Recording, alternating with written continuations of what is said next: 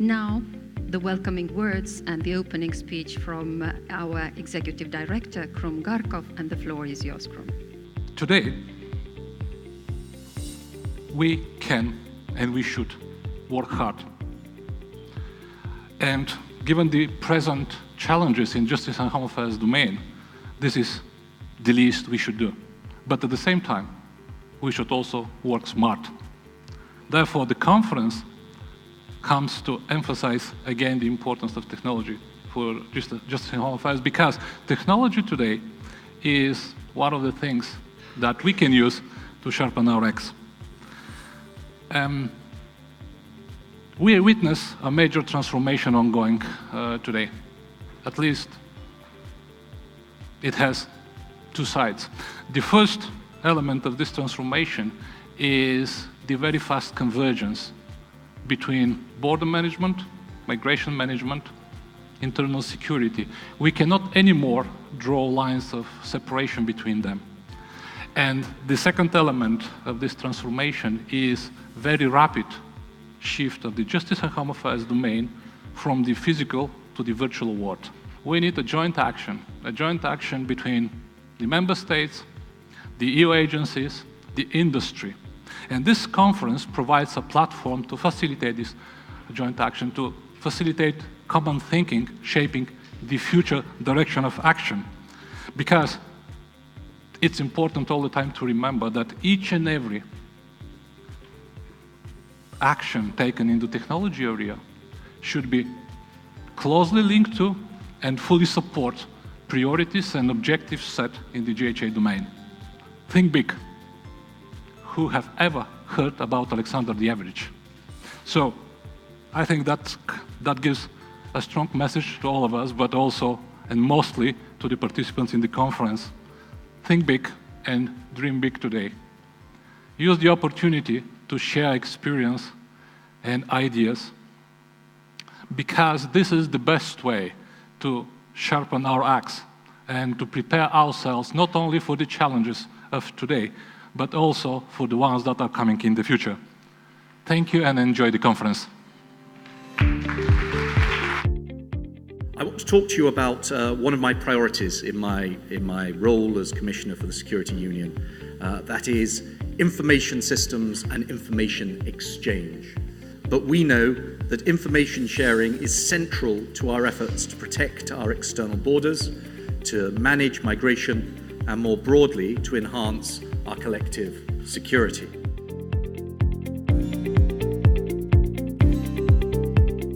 It extends more generally to public administration in the digital single market and the efficiency of e-governance in general.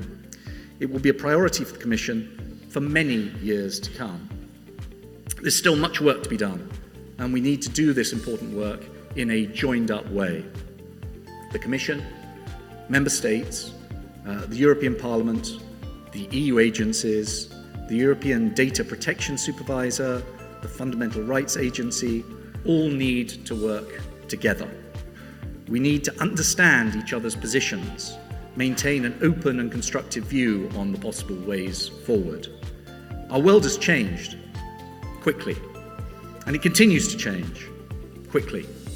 I believe that we can only be safer and more secure if we move forward together.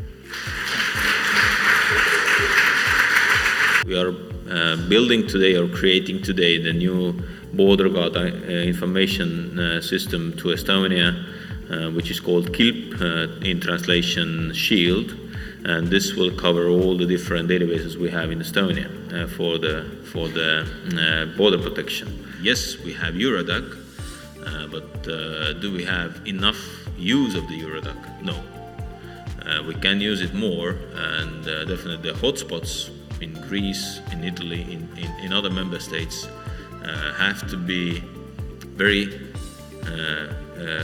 consecutive, or they have to put in the data they collect from the hotspots. That's the only way we can find these people who are traveling or who are making the secondary movement inside the European Union, and we can also use Dublin system or all other systems.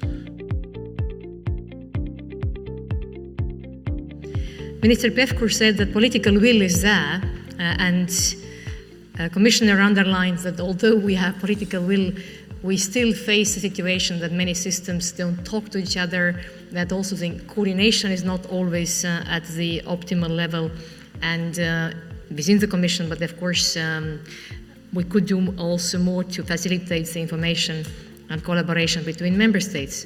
So I believe the conference today is really very, very timely to address some of these questions.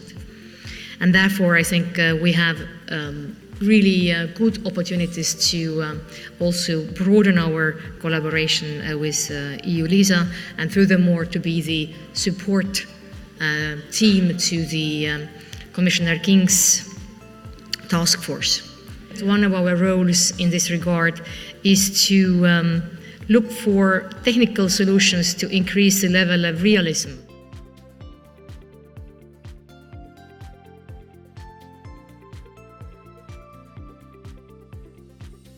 Olivier's passport, we're going to rip it apart. There we go. We're going to throw it away, and nobody knows when Olivier... oops. Sorry. You're absolutely, you're very glad that Estonia is part of Schengen now. We'll talk about this. It just opens my email application. It fetches the address, the email address of Raluca, and says, like, here you go. All of that is interoperability. We have gotten so used to it in our everyday lives, and then yet if we go to serious things, working, finding bad people, making sure that we keep the area secure, somehow, some entities are saying, no, what you just did with your phone, that's fine with your private life. But now, this can no longer happen because we're dealing with personal information. For me, totally unacceptable. For instance, being able to use what you said about interoperability before, Richard, be able to use Eurodac more directly for law enforcement without all these obstacles, but with modern technology that enables you to protect the data still, I think that's feasible actually. And it will be very useful also for other systems. But there are many other issues that we have. I'm a strong believer in standards. There are so many partners around the table in law enforcement, outside law enforcement, that standards really help for everyone to make sure that they can work together, but yet work in their own environment and accommodate things in accordance with their own needs and reality. It's a long process to gather the information, but we have started small and have addressed one important authority in Europe, EU LISA, but we want to, in the next months, we want to work with many more of you. Let's say, center of excellence, research activity related to these new and emerging techniques. So what is all about? Whenever you take a picture with a multimedia device, mobile device, such as this one, the sensor will leave a unique fingerprint on the picture. What does that mean? That means that whenever you have a picture, you will be in a position to extract these fingerprints and see if there is a link with other pictures. And I will go out a little from our domain. I will go to a business environment and sharing economy, where this completely changed the way certain business activities are conducted, and that required changes to policies on different levels. At the end, we all had the digital radio system.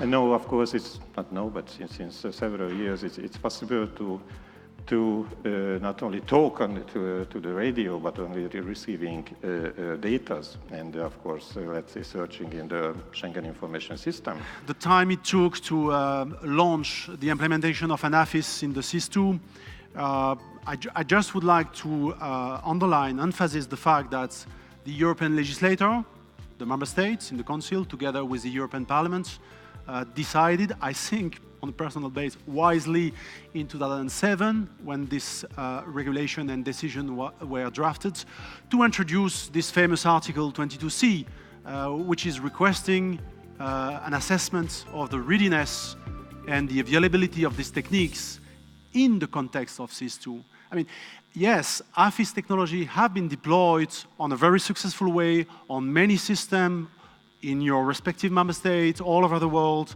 on very specific aspects, but SIS2 was unique with a double objective, border management, law enforcement.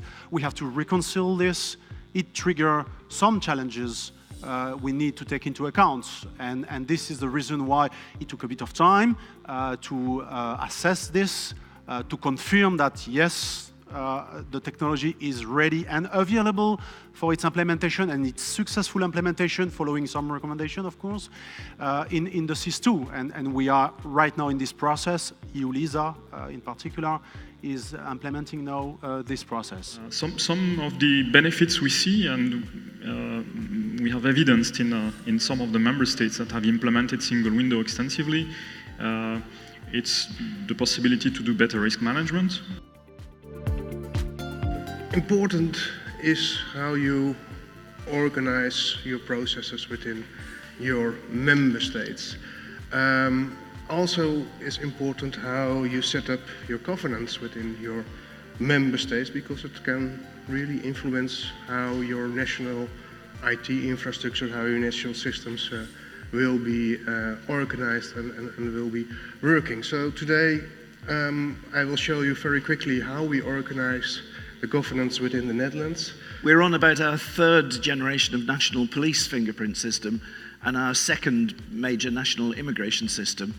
Our immigration system bumped along at less than 1 million or so entries, sets of fingerprints, until we switched on biometric visas and started enrolling 10 prints for every visa applicant and checking them against the police system. As we're talking about border controls, I need to mention that we also have, as some of member states, especially from external borders, we have national entry-exit system.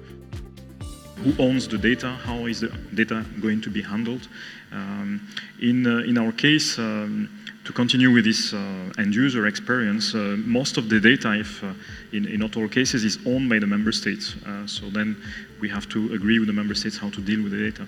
Technology is just a tool, but very important tool that now has to support very important practical implementation of very important policy developments. I would like also to thank to our excellent panelists and also facilitators. I believe they contributed significantly to the overall added value of the conference. And finally, I hope and believe that exchange today helped us all to sharpen our axe and to make it better fit, not only for today, but also for the future challenges.